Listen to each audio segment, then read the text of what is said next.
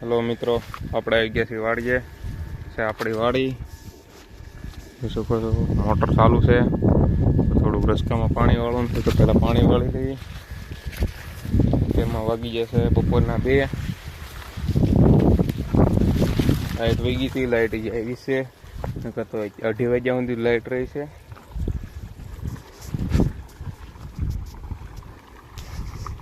કંઈક કપાસ છે થોડોક,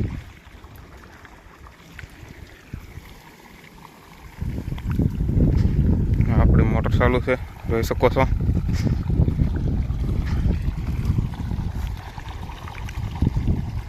એટલામાં થોડીક નાળિયેરી કરી છે 2 વીઘાની।